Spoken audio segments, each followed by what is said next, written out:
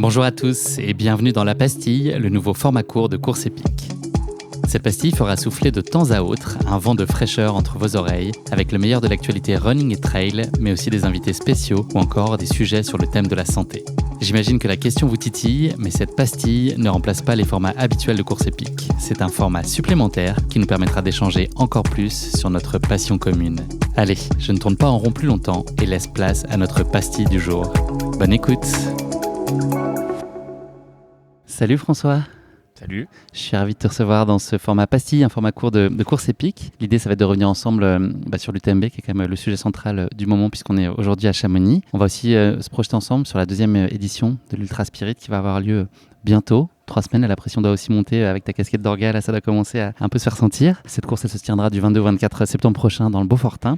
Et moi, je vais avoir la chance de la vivre de l'intérieur avec Course Épique. Donc, je vais pouvoir la partager avec les auditeurs du podcast et ils seront en immersion. Ils vont la vivre pleinement. Donc, merci pour cette chance. C'est une course que tu as imaginée avec ta femme Carline et que tu as mis en place avec une équipe fidèle. Tu vas nous raconter tout ça plus en détail. Avant tout ça, pour commencer, le fait d'être à Chamonix là, cette semaine UTMB, comment tu te sens? Voilà, chacun sait que tu reviens de blessure. C'est quoi comme sentiment? Est-ce que c'est un plaisir d'être là? Est-ce qu'il y a un semblant de frustration de ne pas participer à la fête? En tout cas, basket au pied, toi, comment tu vis ces moments-là?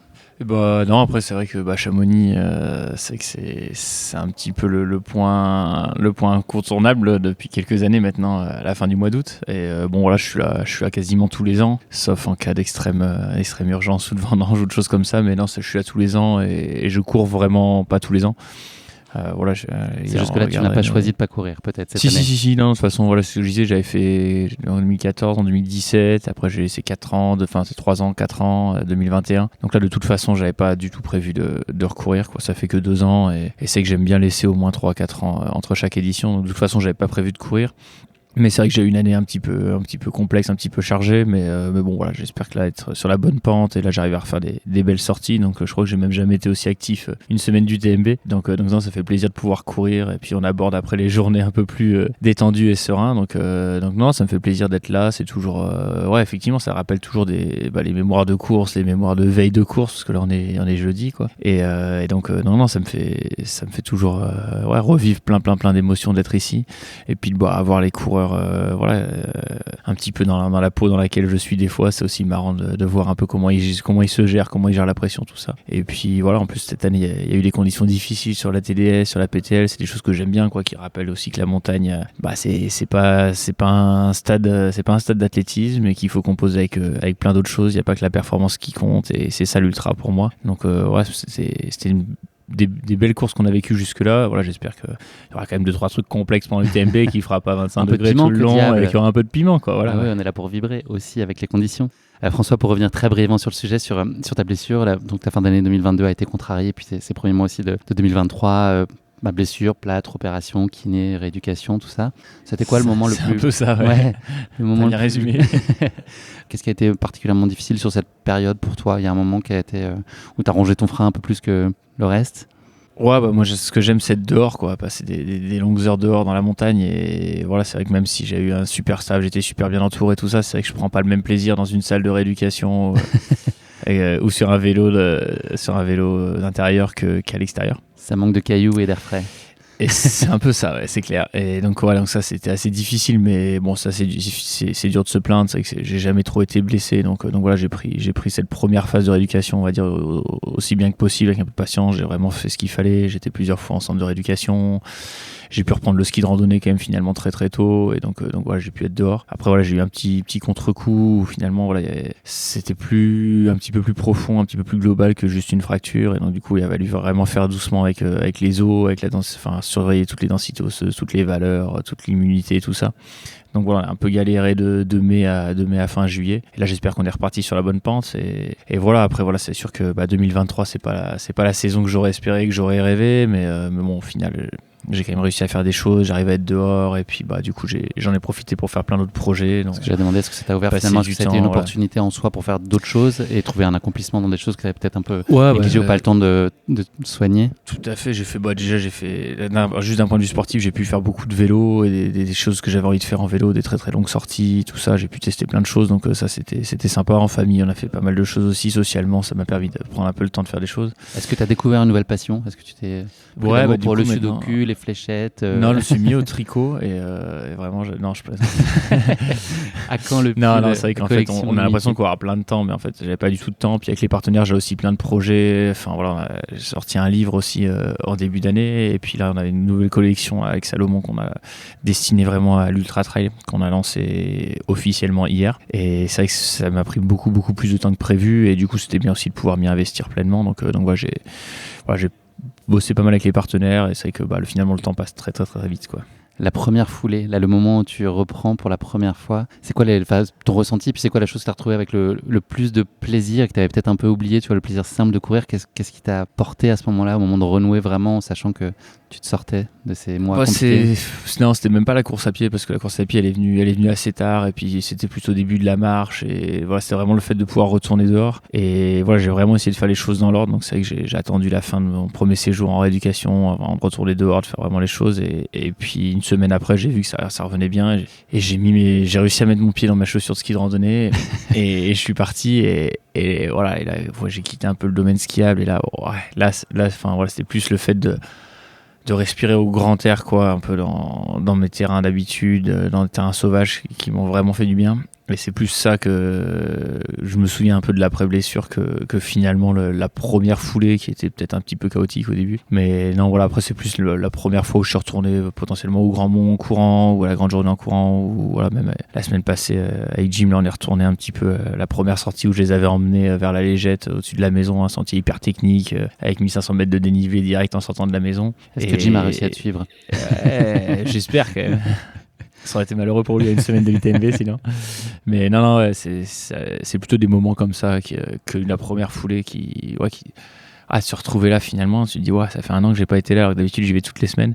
Ça fait un peu bizarre, quoi. Et se reconnecter aussi, là, il y a un training camp là, avec l'équipe Salomon aussi, il y a quelques semaines. Se reconnecter à ces moments-là du collectif qui a en plus un peu évolué ces derniers mois, avec l'arrivée de Vincent, des nouveaux athlètes qui sont arrivés, certains qui sont partis. C'est aussi des moments qui sont importants pour toi. Et puis comment toi tu le vois là, en doyen peut-être aussi de cette équipe, comment est-ce que tu vois ta place? Non mais je dis ça avec beaucoup de bienveillance, non, mais tu vois en tout cas d'accueillir en tout cas cette nouvelle équipe, et toi te reconnecter à ce moment-là, c'est important aussi pour toi? Tous les ans on a un Advance Week au printemps, là où justement on travaille un petit peu sur tous les produits, on voit un petit peu tout le monde, donc c'est vrai que j'avais tenu à être là, c'était le tout début où je recourais, donc là j'avais pas trop pu partager, enfin si on a pu partager les sorties en vélo, mais pas trop à pied avec eux. Mais bon là, le collectif on se croise quand même souvent, et puis surtout avec notamment Thibaut, Camille, qu'on voit très régulièrement, ouais, qui était bien là aussi pendant ma blessure, donc ça fait plaisir, quoi. François, on va se parler de l'Ultra Spirit. C'est une course que tu as créée. La première édition était l'année dernière. Comment elle est née, cette idée, cette envie? Elle a jailli d'où?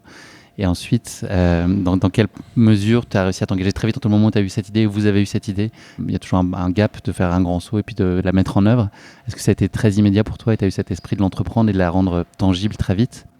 Non, ça fait plusieurs années, quoi, que ça nous trotte vraiment dans la tête. Au début un petit peu à moi, et puis après sur beaucoup d'aspects à Carline. Mais voilà, c'est que l'idée de la course par équipe de 3, tout ça me trottait depuis déjà longtemps. On avait fait des essais au Grand Trail de Serponçon il y a pas mal d'années déjà. Et puis après, je trouvais que moi je voulais vraiment insister sur ce format par équipe. Je voulais aussi insister sur les moments conviviaux, et là-dessus avec Karine on se retrouvait vraiment. Et puis le déclic, ça a vraiment été quand on est venu habiter à temps plein dans le Beaufortin, et où on a eu un petit peu plus de temps, qu'il n'y avait plus les vendanges aussi, et que voilà, on s'est dit c'est peut-être le moment de faire un petit peu spa. Et voilà, le but ça a été très très simple. Ça a été de se dire si dans 4-5 ans tous les deux on devait participer à une épreuve de trail ou faire une course ensemble, qu'est-ce qu'on aimerait faire? Et voilà, donc on a essayé de créer ce que nous on aurait aimé vivre et ressentir lors d'une course. Donc voilà, après je dis souvent, on n'a pas inventé grand chose, c'est juste que voilà, j'ai eu la chance de vivre énormément de courses, d'aventures, de moments, et il y avait comme cet esprit d'initier quelque chose de singulier. Il y avait comme ça, voilà, mais on a essayé de prendre un petit peu à beaucoup d'endroits, beaucoup de lieux, voilà, des choses qu'on aimait bien, des moments qu'on aimait bien, et puis de les compiler à notre sauce, quoi. Et donc voilà, c'est vrai que ça donne quelque chose d'un petit peu particulier, j'espère qu'il n'y a pas trop eu lieu, quoi, déjà, quoi.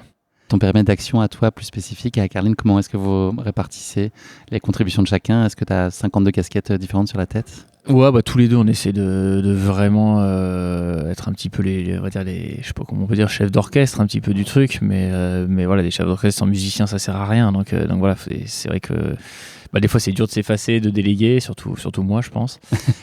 Mais non, on essaie vraiment de se tenir au courant de tout ce qu'on fait. Après c'est vrai que plus ça approche, plus on est obligé de se répartir et d'être vraiment un petit peu chacun dans son domaine de prédilection, des choses comme ça. Et c'est que voilà, moi je suis peut-être un petit peu plus sur le côté parcours, un peu sécurité, un petit peu gestion des barrières. Enfin, c'est vraiment une épreuve un peu particulière.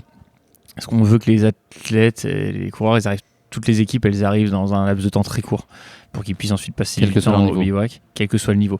Donc l'idée c'est que ils courent tous la même durée à une demi-heure près. Donc du coup toute la journée il faut jouer pour savoir où les faire passer, comment les faire passer, sans qu'ils se rendent compte que certains ont coupé ou pas coupé, qu'ils voient quand même tous les points les plus jolis, qu'ils participent tous aux petites activités au milieu des choses, qu'il y a un but aussi éducatif, expérimental, et qu'ils puissent avoir tout ça. Donc c'est que ça prend un peu de temps là-dessus. Et puis après il y a tout ce qui nous tient vraiment à cœur, c'est tout le côté sustainable, écologique, les reconnecter un petit peu à la nature, travailler vraiment avec tous les acteurs locaux, la convivialité, l'accueil, respecter un petit peu le lieu dans lequel on est qui est assez fragile. Et voilà, on va dire que Caroline elle est plus chef d'orchestre un petit peu d'orchestrer ça, et moi j'essaie d'être plus chef d'orchestre un petit peu de tout ce qui y a autour de ces moments conviviaux, même si le trail c'est aussi un moment convivial. Mais voilà, puis après faut que les deux en fait ils s'embriquent bien ensemble. Donc voilà, c'est assez passionnant, mais c'est très très chronophage. Et est-ce qu'il y a des zones qui sont plus inconfortables pour toi, qui te sortent de ta zone de confort avec justement cette logique d'organisateur? Ouais, non, tous les deux en fait, on se rend pas compte, mais d'organiser quelque chose pour 120 coureurs, c'est pas comme pour 12 000 coureurs évidemment, mais en fait il y a des choses qui sont les mêmes, et du coup c'est quand même assez lourd. Et voilà, il y a beaucoup d'à côté qu'on n'imagine même pas en tant que coureur, que les organisateurs ont à faire. Donc c'est vrai que tout ce qui est un petit peu papier, procédure, tout ça, pour moi, c'est vraiment pas évident. Et heureusement qu'on est bien entouré. On fait ça avec une agence là, qui s'appelle Fil Expérience, qui nous aide énormément là-dessus. Et ouais, je suis bien content qu'ils puissent nous aider. Qu'est-ce que vous imaginez des valeurs et de l'état d'esprit des gens qui prennent part à cette Ultra Spirit? En quoi ils doivent rejoindre le projet? Faudra leur demander. Non, après, il y a une petite lettre de motivation. En fait, nous, ce qu'on leur demande surtout, c'est d'avoir envie de venir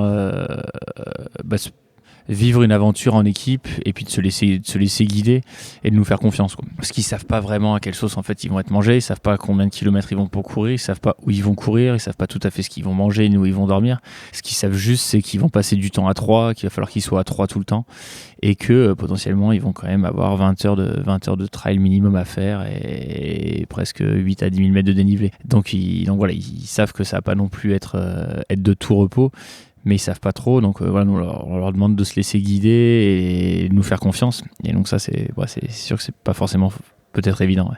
Il y a un élément qui m'a marqué d'ailleurs sur le site, c'était un picto avec un téléphone barré, et au lieu d'avoir des connexions, il y avait écrit reconnexion. Je trouve ça très intéressant comme sémantique. En tout cas, ça raconte bien l'esprit, je pense, de ce que tu cherches à accomplir avec cette course, avec Caroline et les équipes. On a la chance, effectivement, ça se joue pas beaucoup, hein.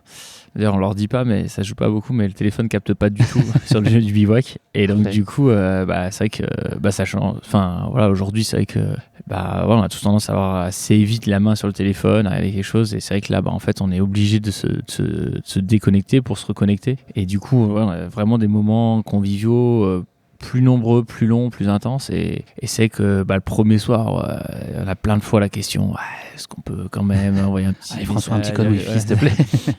Et en fait, à la fin du week-end, tout le monde est triste en fait de quitter ce lieu du bivouac, et le dernier matin, en fait, on redescend dans la vallée pour le dernier repas du midi à Beaufort. Et c'est vrai qu'en fait, c'est le dernier petit déj, c'est le dernier moment sur le bivouac, et c'est vrai que c'est dur pour tout le monde de dire waouh, là on va enlever le mode avion, quoi. On va retrouver. Ouais, on est content de redescendre, mais c'est presque un peu la fin, quoi. Et c'est vrai que la dernière étape, on a presque l'impression que les gens ils ont pas envie d'arriver, quoi.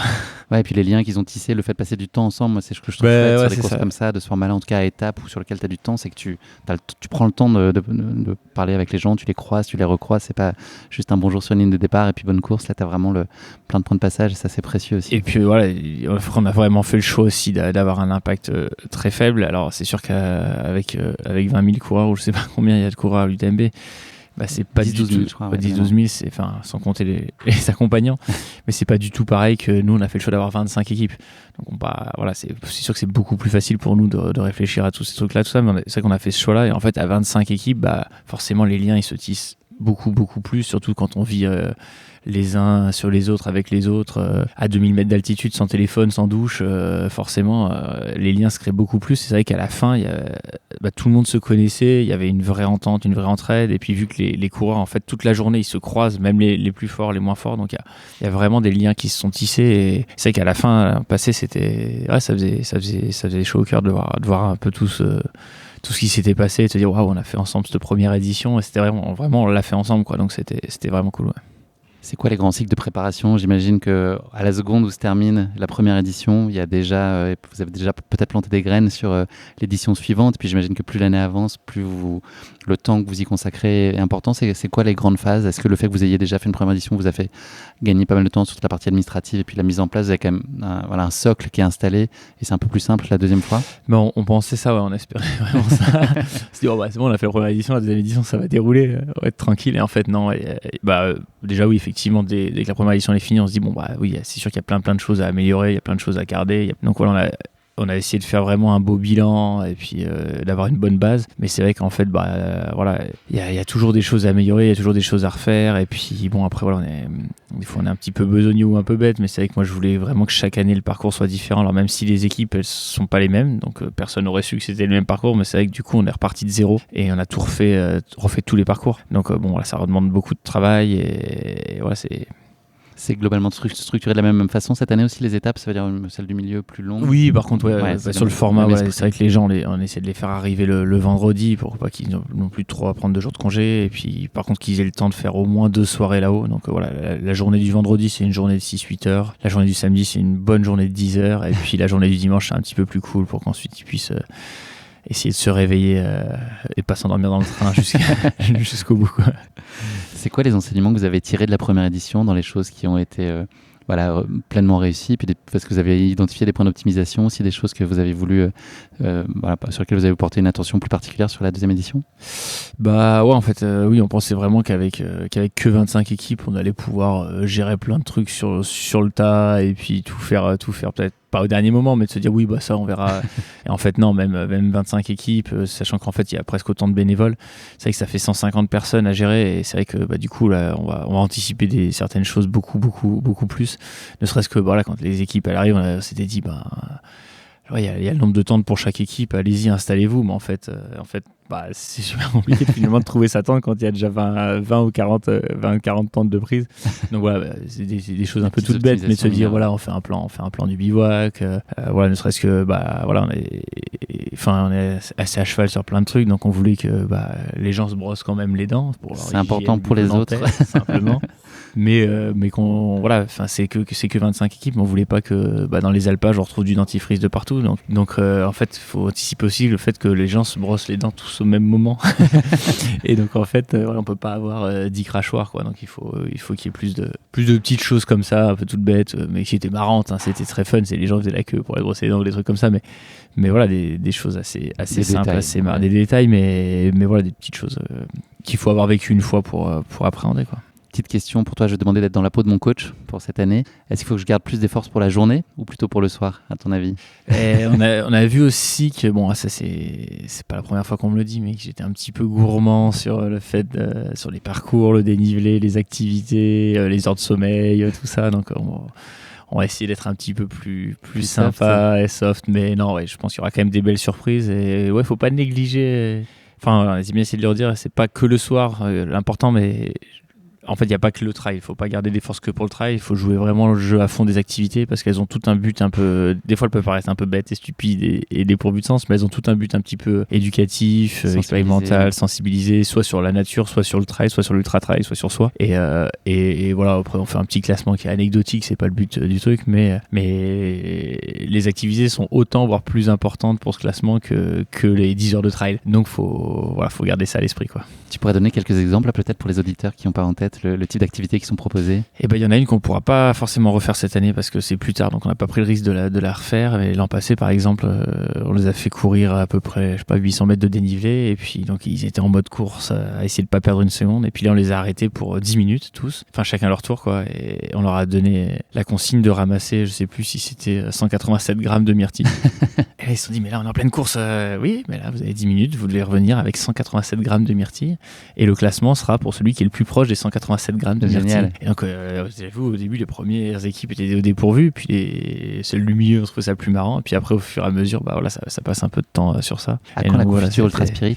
Et donc, du coup, les myrtilles, on les a gardées. Le soir, ils ont mangé la tarte. Le lendemain, ils ont de la confiture de myrtille. Et puis, 187 grammes, c'est vrai que ça fait pas beaucoup de myrtilles enlevées sur 20 équipes. Donc, ça n'a pas non plus dépouillé la nature. Mais voilà, des choses un peu comme ça, un peu marrantes, mais qui permettent aussi de relativiser l'importance du chronomètre. Ils arrivaient en haut d'un sommet, on leur demandait de tester 2 fromages différents, c'était le Beaufort d'été et le Beaufort d'hiver, ce qui, j'avoue, au bout de 4 heures d'effort, quand on est un petit peu fatigué, n'est pas forcément évident. Et voilà, ceux qui se trompaient avec 15 minutes de pénalité, donc c'est pareil, ça fait relativiser un petit peu l'importance de l'effort. Donc voilà, que des choses un petit peu marrantes comme ça qui nous ont tous bien amusés finalement. Là, les profils des coureurs qui sont là, donc tu expliquais qu'il y avait une lettre de motivation à soumettre. Il y a vraiment tous les types, tous les niveaux. Il y a quelques athlètes élites encore. Comment est-ce que ça va être structuré cette année-là? Il y a vraiment de tout. Il y a vraiment tous les types et tous les niveaux. Il y aura quand même quelques athlètes élites de différents sports d'ailleurs aussi, qui viennent aussi, mais bon, pas forcément dans le but de la performance, vraiment dans le but juste pour les myrtilles. Juste pour les myrtilles, non, mais de pouvoir passer un moment ou alors de le partager avec certains de leurs copains, ce qu'ils peuvent pas forcément faire sur les courses d'habitude. Et donc il y aura quelques athlètes élites, mais l'idée c'est vraiment qu'on essaie vraiment d'avoir tous les niveaux. Et le critère le plus important pour nous, c'est de sentir qu'il y a une équipe soudée qui a envie de partager un bon moment en dehors dans la nature. Et c'est ça vraiment l'important, quoi. C'est vrai que les équipes qui disent je vais venir avec 2 amis, 2 personnes que je viens de rencontrer, tout ça. On se dit c'est peut-être un peu compliqué, 3 jours en tente sans se laver. Sans vraiment se laver. Faut déjà se connaître un petit peu, quoi, ça crée des liens. Puis 20 heures d'effort à 3, c'est vrai qu'on se rend pas compte, mais 3 c'est pas 2. Faut vraiment être à l'écoute des autres en permanence. Et ça c'est le plus important. Et je pense que c'est grâce à ça qu'on découvre le plus sur les autres et sur soi. Donc on tient vraiment à ce format-là. Et donc on a vraiment une oreille attentive sur être sûr le fait que l'équipe elle est à peu près soudée, quoi. Tu m'as dit tout à l'heure que tu as imaginé la course en fait, à laquelle toi tu aurais aimé prendre part. Est-ce qu'un jour ce serait possible et c'est compatible avec ton rôle d'organisateur de devoir toi participer Pour l'instant non. Clairement, il faudrait vraiment que je prenne sur moi pour arriver encore plus délégué. Mais non, pour l'instant c'est vrai que on en est quand même qu'au début. Et voilà, c'est vrai que et puis ce qu'on propose aussi aux athlètes, c'est de partager vraiment aussi mon expérience dans l'ultra trail et de leur offrir un petit peu vraiment des moments conviviaux mais d'intimité aussi où je peux essayer de les aider s'ils ont des questions ou de partager des choses avec eux. Donc vraiment j'essaie d'être présent toute la journée lors des activités. Cette année si j'arrive à trotter, vraiment être avec eux sur les books, sur les parcours pour leur donner 3 conseils sur ce qu'ils ont envie d'entendre ou pas et vraiment de partager du temps avec eux. Donc en courant au sein d'une équipe, c'est quand même moins facile de partager avec chacun, quoi. Cet Ultra Spirit, il sera réussi si quoi pour toi? Si on voit le même sourire au moment de remonter dans la navette le dernier jour que l'an passé quand on a quitté les coureurs, c'est vrai que c'était un déchirement pour autant que pour nous de voir la fin. Et c'est vrai que c'est quand à la fin t'es triste que ça se termine, c'est que je pense que l'événement est réussi. Ouais. Merci beaucoup François, j'ai encore 2 petites questions pour toi avant de te libérer. Tes projets là pour la suite de la semaine, tu l'as dit, on est jeudi, ça va être intense, tu vas aller sur les sentiers, tu vas plutôt suivre derrière un écran, tu vas peut-être commenter, je sais pas, comment est-ce que ça va se passer? Non, aujourd'hui je sais que c'est aussi le lieu où il y a beaucoup d'acteurs de la discipline qui sont présents, donc aujourd'hui c'est vrai que j'ai beaucoup de sollicitations médiatiques et puis aussi avec des petites activations avec les partenaires. Donc c'est vraiment la grosse journée pour moi. Hier et aujourd'hui, c'était les 2 jours vraiment assez intenses. Et puis demain, je vais essayer d'aller un petit peu trotter un petit peu sur les chemins. J'ai pas mal d'amis qui font la CCC. Et tu vas prendre la cloche et les pancartes et tu vas les encourager. Voilà, j'ai emmené la grosse cloche. Et donc demain, je serai un peu le matin, courir un petit peu sur les chemins autour de la CCC. Et puis le soir et la nuit, on va aller voir un petit peu l'UTMB, voir un petit peu comment se débrouillent certains, s'il faut les encourager un peu fort et les pousser un peu pour qu'ils relancent. c'est prématuré là de reparler de course, je pense. Enfin voilà, l'idée c'est de te reconstruire, de revenir comme tu l'entends et de prendre le temps de bien faire les choses. Donc je vais pas te demander quelle est ta prochaine course, mais à plus long terme, voilà, il y a des choses que tu vas aller probablement explorer, peut-être des formats encore plus longs, type des Thor, peut-être des choses qui te sortent aussi du trail running ou du ski alpi, type l'Himalaya. C'est ça les choses dont tu peux rêver pour les années à venir? Ouais, clairement, ouais, j'ai toujours soif de découvrir de nouvelles montagnes et de nouvelles régions. Clairement, voilà, l'Himalaya, c'est une zone, puisque tu la cites, que j'ai jamais pu explorer et que j'ai pas envie d'explorer. Enfin, pas sans dire à la va-vite, mais j'ai envie de prendre le temps aussi de construire un beau voyage ou des belles choses là-bas. Donc oui, j'aimerais vraiment un jour pouvoir y aller.